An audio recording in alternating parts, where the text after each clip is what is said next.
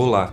O Filosofia Goiás Mídias Digitais dos cursos de Bacharelado e Licenciatura em Filosofia da UFG Regional Cidade de Goiás é um projeto de extensão universitária que está nos principais agregadores de podcasts, no YouTube e no Instagram, e se dedica à exposição do nosso fazer filosófico aqui na cidade de Goiás, antiga capital do estado, e também à promoção da interlocução com a comunidade filosófica nacional.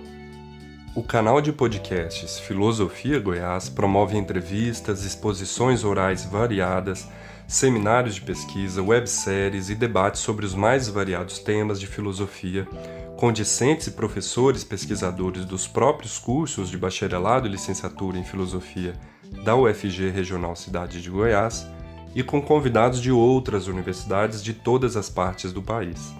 Além de ampliar os debates filosóficos, o Filosofia Goiás pretende promover a interlocução com instituições congêneres e diálogos filosóficos que transitem entre a tradição do pensamento filosófico e as questões do nosso tempo.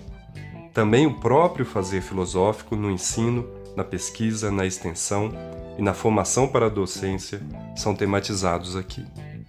Nós convidamos você a acessar e se inscrever em nossos canais de mídia no Spotify, no Google Podcast, demais agregadores de podcasts, no Instagram e no YouTube.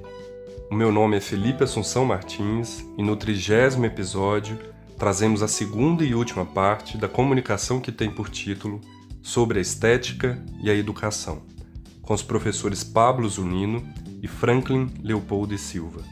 A segunda parte dessa entrevista, fruto de uma parceria entre a UFG Regional Goiás e a Universidade Federal do Recôncavo da Bahia, fez parte do colóquio Recôncava Intensidade, promovido pelo Departamento de Filosofia da Universidade Federal do Recôncavo da Bahia e pelo GEP, Grupo de Estudos e Pesquisa em Estética daquela instituição. O evento foi dedicado em homenagem ao nosso entrevistado, professor Franklin Leopoldo e Silva, da USP. E nessa segunda parte, os professores Pablo Henrique Abraham Zunino e Franklin debatem sobre a universidade pública, o caráter prático da filosofia e as conexões dos temas estéticos com conceitos como a verdade, a felicidade e a liberdade. Pablo Henrique Abraham Zunino é professor da Universidade Federal do Recôncavo da Bahia, licenciado, mestre e doutor em filosofia pela Universidade de São Paulo, com estágio de pesquisa na Université Paris. Tem experiência na área de filosofia contemporânea, atuando principalmente nos seguintes temas: imagem, cinema, educação, sociedade e cultura. Franklin Leopoldo e Silva é notório professor universitário brasileiro, doutor e livre docente pela Universidade de São Paulo, onde desenvolveu a carreira docente como professor titular de História da Filosofia Moderna e Contemporânea, dedicando-se à pesquisa científica com ênfase nas filosofias de René Descartes, Henri Bergson e Jean-Paul Sartre, entre outros pensadores clássicos. Publicou diversos artigos nas mais prestigiadas revistas da área de filosofia do Brasil e participou de várias coletâneas e eventos acadêmicos. Orientou gerações de pesquisadores em nível de mestrado e doutorado, além de supervisionar pesquisas de pós-doutorado no departamento da USP. Foi professor visitante da Universidade Federal de São Carlos e participou ativamente dos movimentos em defesa da universidade pública.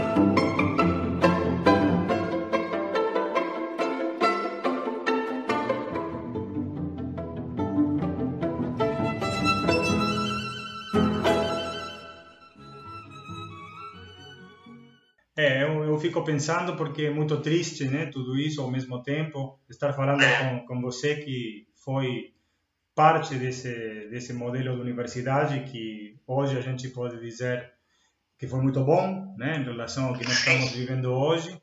E ainda tinha outros modelos de resistência, né? Tem aquela cena clássica da luta, né, dos estudantes da USP, e que isso hoje parece bem longe da nossa realidade. E dentro desse pessimismo, né, não é um pessimismo, mas um realismo, né, perceber que a situação é essa, o que podemos fazer, o que podemos pensar, os que estamos ainda lutando, ou não, como você falou, não resignar-se a esse fim, né, a essa mudança. O que é difícil também de resistir é o próprio público que é alvo desse mecanismo, né?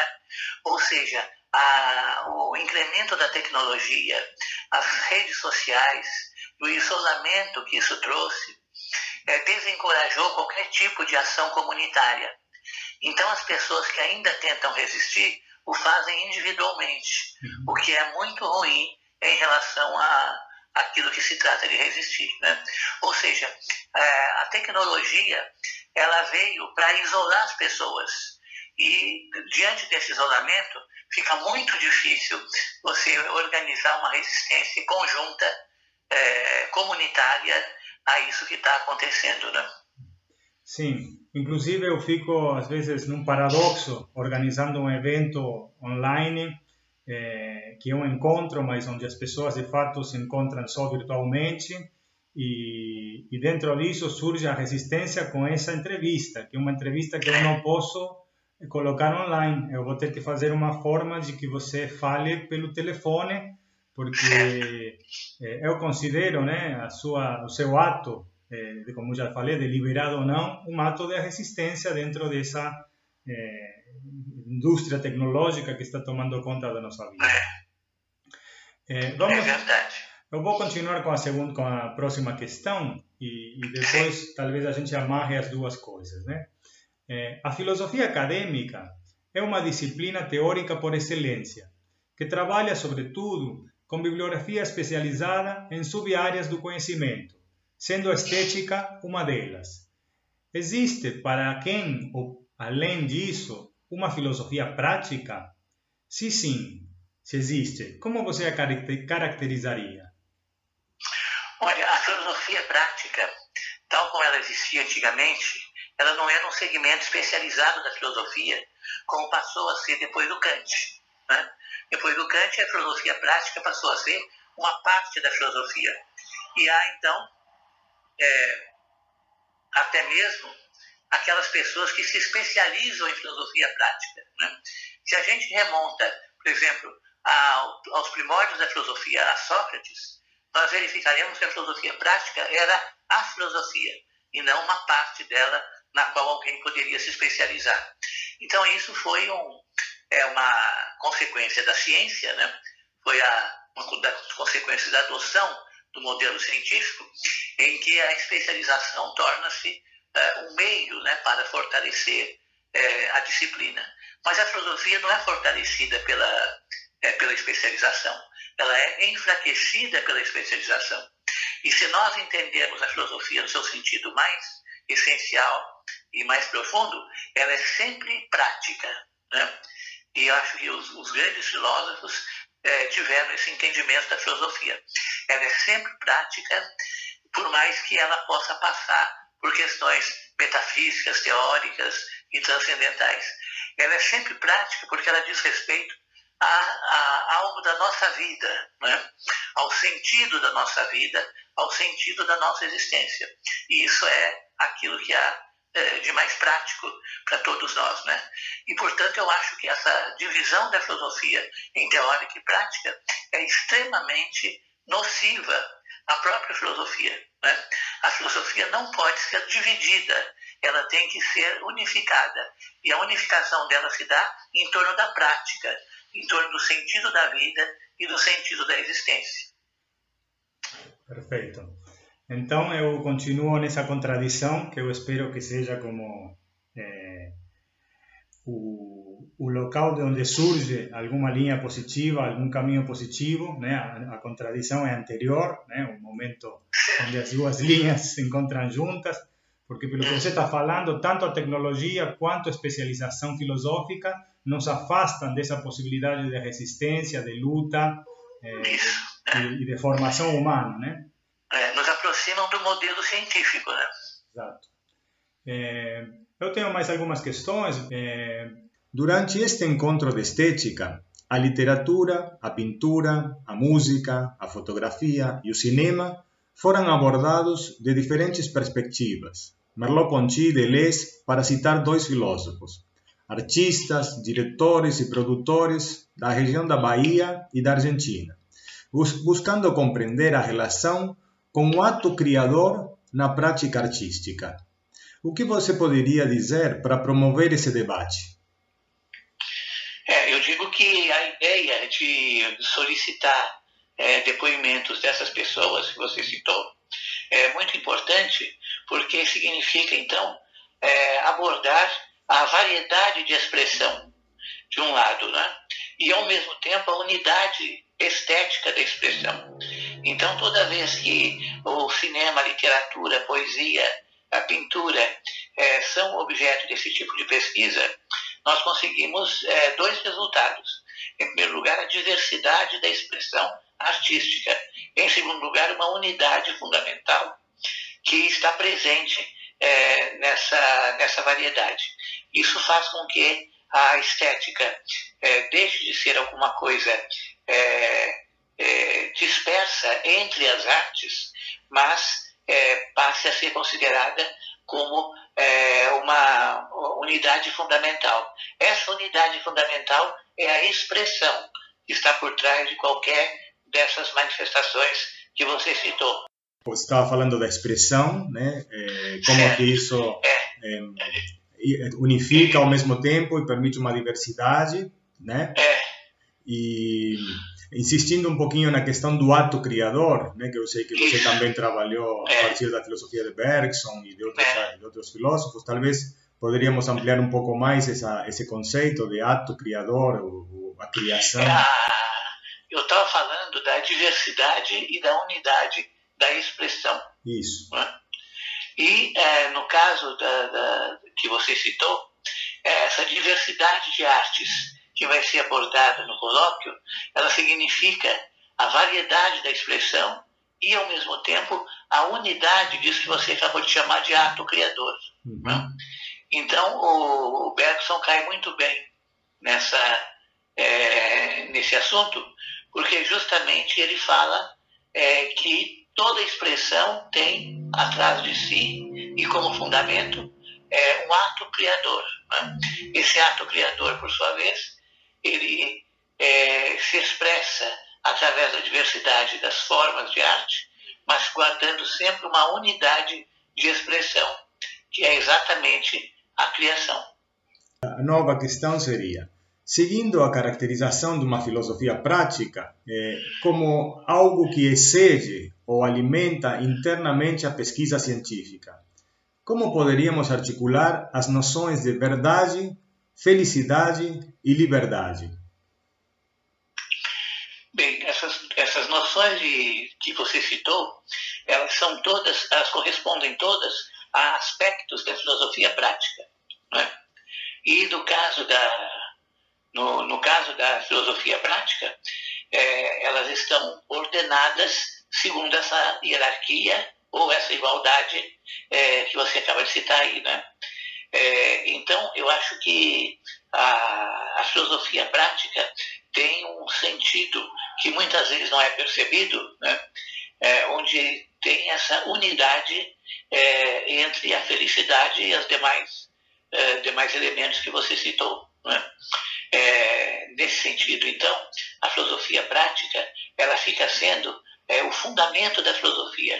A filosofia teórica tem sempre a função de preencher lacunas que nos fazem compreender melhor a filosofia prática.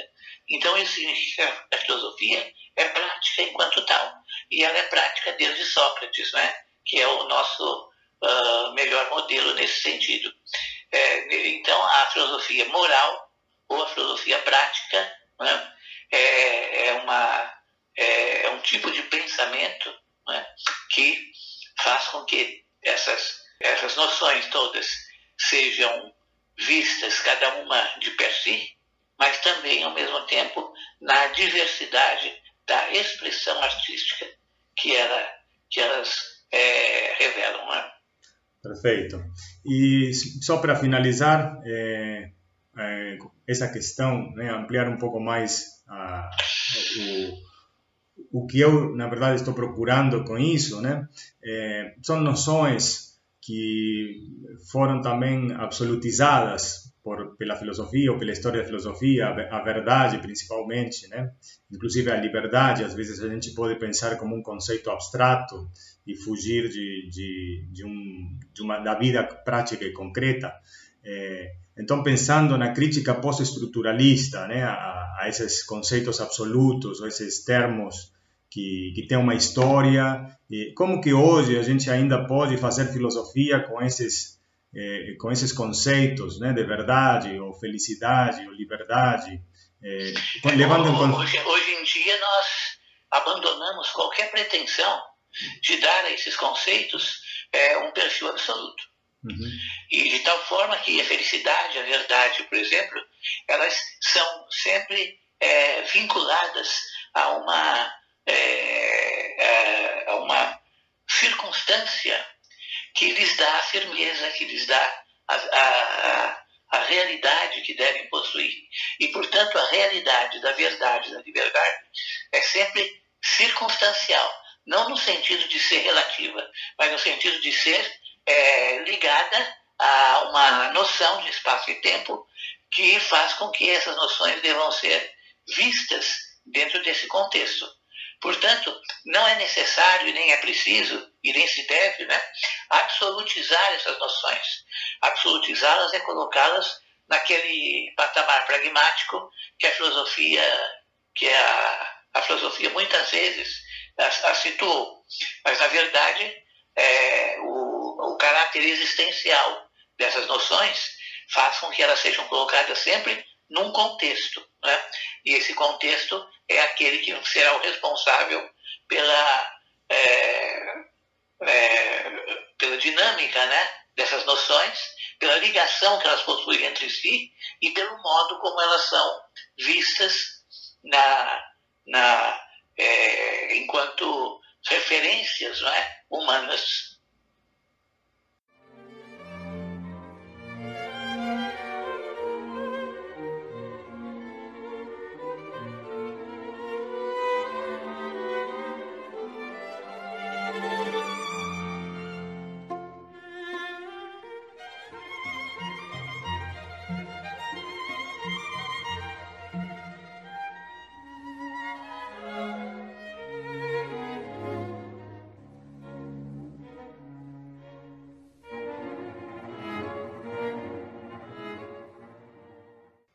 Perfeito, Franklin. Muito obrigado. De nada.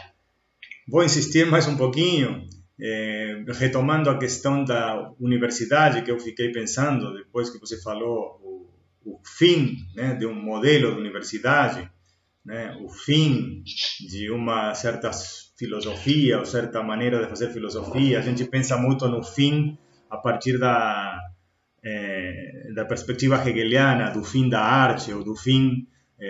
o fim de algum processo, né? Sempre estamos no fim de algum processo. Por que vale a pena ainda insistir? Vale a pena ainda filosofar? Vale a pena lutar pela universidade?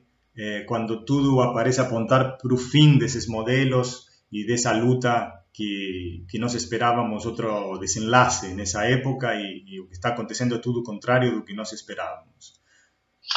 Justamente o fim, ou esses fins a que você se refere, eles são todos teóricos. Eles não teriam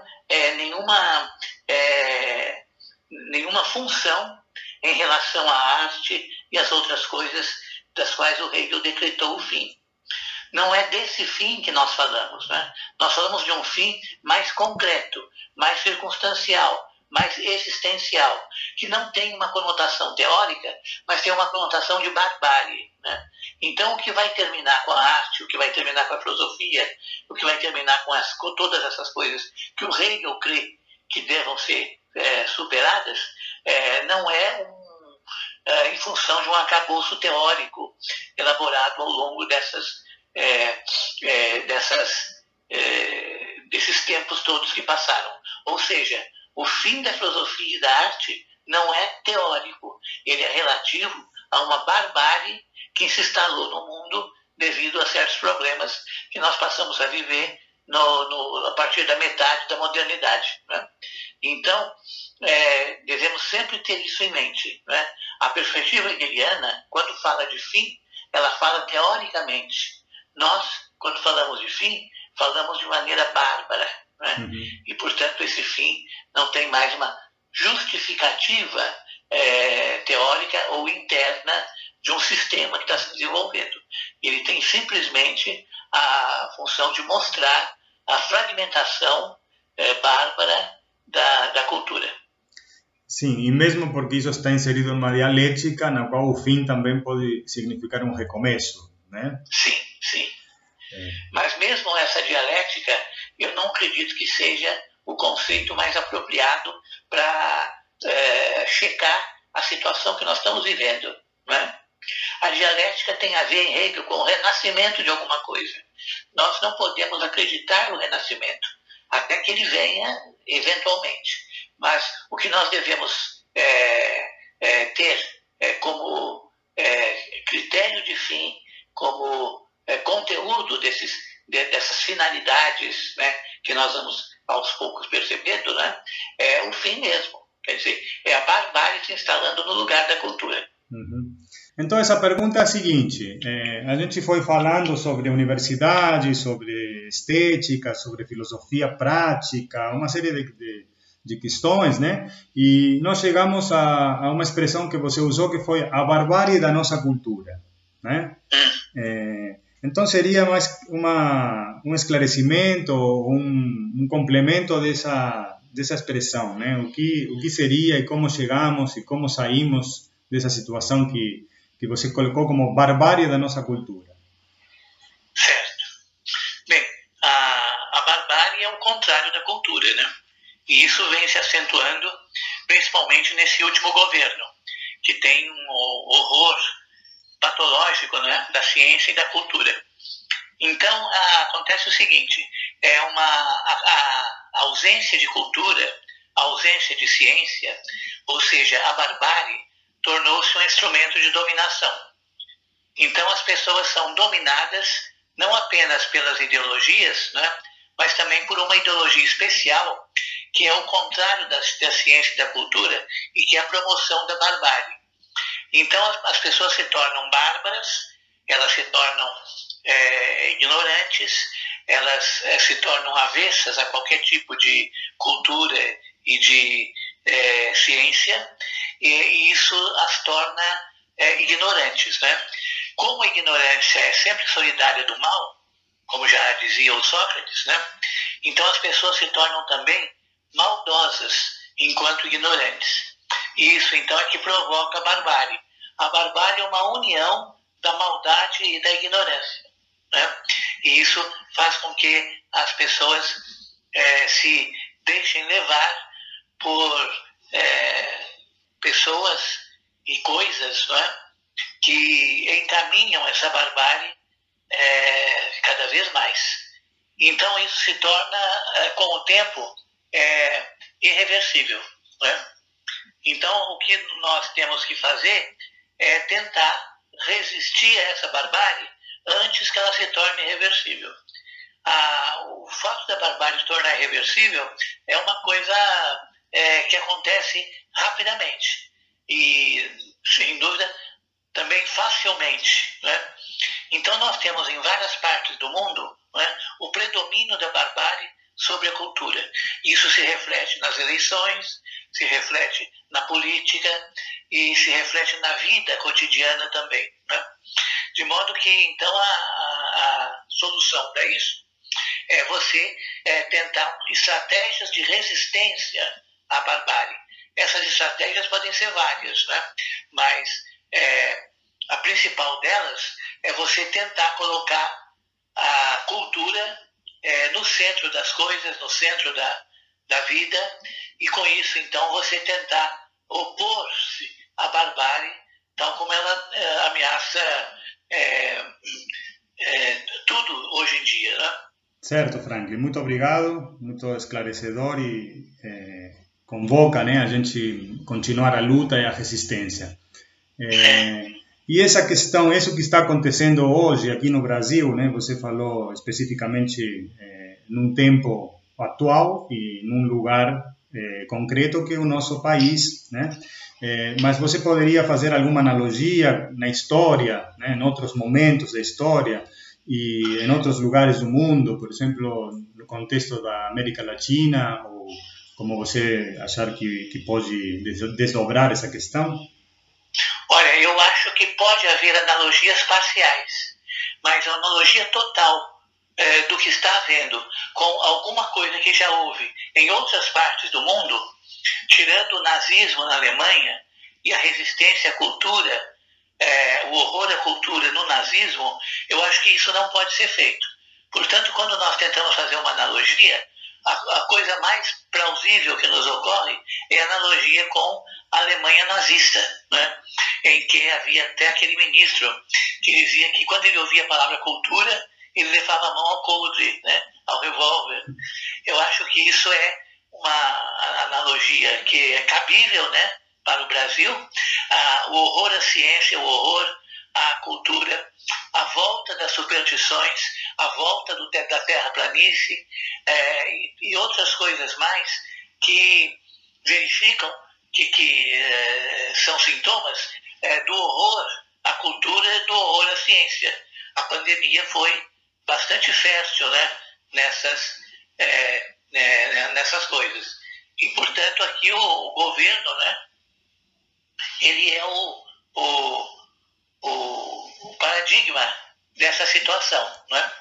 O governo é o maior protagonista do ódio à cultura, do ódio à ciência, que é alguma coisa que, como eu disse antes, tem a ver com a ignorância. A ignorância não é só a falta de saber. A ignorância é a falta de saber aliada à maldade. Então é por isso que a gente vê o ódio prevalecendo, porque a falta de cultura, o vazio do saber, leva a essas reações de ódio que preenchem um certo vazio, né, que a falta de cultura proporciona na nossa sociedade. Certo. Ouvindo você também, pensando numa analogia, né, não sei por que me veio a ideia do renascimento, né, alguma coisa que precisa, como foi o renascimento da cultura, uma tentativa de volta ao que eram os gregos, né, simplificando um pouco essa passagem longa pela Idade Média, onde o poder teológico-político se foi tomando conta de tudo, né? Então, também caberia pensar que a gente está numa espécie de Idade Média, de Idade das Trevas, e que poderia haver um renascimento, né, no futuro. Talvez com a diferença de que o poder teológico-político que nos domina na época atual, ele é baseado na ignorância e na barbárie, o que não acontecia antes, né? Havia um certo domínio da teologia, havia um certo domínio de luzes teológicas que fizeram com que a Idade Média e aquela época colocasse certos problemas que deveriam se resolver, outros que não deveriam. O que acontece no nosso caso é que a questão teológico-política tornou-se sinônimo de barbárie, né? E, portanto, sinônimo de maldade também. Então, eu acho que a comparação é bem mais difícil, e se ela for possível, então ela desfavorece em muito a nossa época, né? Porque a nossa época é uma volta deliberada à barbárie e à ignorância. Entendi. E pensando também no livro de Bergson, né, As Duas Fontes da Moral e da Religião, onde ele faz aquela dicotomia, né, de uma sociedade que procura o luxo, o conforto, né, a tecnologia, toda essa corrida em busca da tecnologia que a gente está vendo hoje de modo exacerbado, e um possível retorno à vida simples. Você acha que isso faz sentido ou que é impossível, né? Eu acho que é impossível. Não é impossível como ideal, né? Mas é impossível como realidade. Ou seja, nós não podemos retroceder na tecnologia. O que nós poderíamos fazer é dominar efetivamente a tecnologia, fazendo com que ela servisse aos ideais humanos, né? Isso não acontece, é muito difícil de acontecer. A ideologia tornou-se a tecnologia tornou-se uma finalidade em si, né? Assim como o dinheiro, os bens materiais, tudo se tornou uma finalidade em si. E, portanto, é muito difícil, já que nós não temos agora a possibilidade de fazer essa comparação que o Bergson tinha entre a vida simples e a vida tecnológica, que nós possamos retornar à vida simples. Então, tudo que nós podemos pensar é numa resistência à tecnologia, não de modo a anulá-la, mas de modo a fazer com que ela sirva de parâmetro, né, para que a gente possa conduzir a nossa existência um pouco de acordo com a tecnologia, mas sem ser inteiramente dominada por ela. Isso, porque o sentimento que eu tenho enquanto professor, e hoje eu aproveito para parabenizar você pelo Dia do Professor, né, é o nosso dia, e nós estamos dando aula tudo pela internet, né, tudo de forma tecnológica. Então, às vezes eu tenho essa sensação de que mais do que usar a tecnologia, eu estou sendo produto e usado pela tecnologia, né? Mas a forma da resistência é pelo menos entrar nesse movimento para saber como ele funciona e procurar as falhas, né? Onde a gente pode. Onde a gente pode. E você veja que esse domínio da tecnologia, essa expansão da tecnologia ocasionado pela pandemia, serve para impulsionar os negócios no ramo da educação. Muitas escolas já não vão voltar ao nível presencial das aulas. Vão continuar com essa tecnologia que foi experimentada durante a pandemia. Ela revelou-se lucrativa e então ela vai ser agora imposta de qualquer maneira como sendo um progresso, né? Como sendo alguma coisa da qual não se pode voltar atrás. Isso é bastante visível, né? Nas declarações dos diretores de escola, principalmente das escolas particulares, né? E isso é também visível no impulsionamento que isso vai dar à lucratividade das escolas, né? Você dando aulas não presenciais, você pode economizar muito dinheiro. E com isso, então, você impulsiona essa parte para que o lucro das escolas, ou seja, a educação como mercadoria, consiga se impor ainda mais. Bom, eu acho que chegamos então num tema que poderia ser talvez o tema da nossa conversa ao vivo, né? A barbárie da nossa cultura. Eu acho que isso aí é muito interessante. Eu, com as perguntas, acabei entrando num debate com você, sempre no lugar do aprendiz, porque as minhas colocações sempre foram refutadas nas respostas de alguma forma, e eu acho que isso é enriquecedor para mim e para os que estiverem ouvindo e assistindo. Então, por hoje, acho que é suficiente, né? A gente pode encerrar a ligação. Eu te agradeço pela disponibilidade. Eu te agradeço, Fábio. Muito obrigado, viu?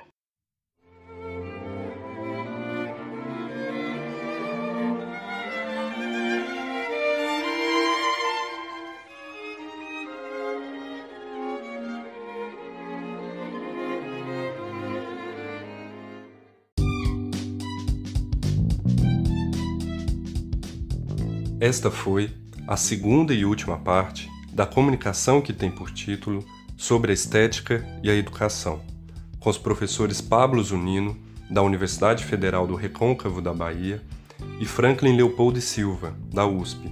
A edição foi minha, Felipe Assunção Martins, e nós somos o Filosofia Goiás, uma atividade de extensão universitária ligada aos cursos de bacharelado e licenciatura em Filosofia da UFG da cidade de Goiás, antiga capital do estado.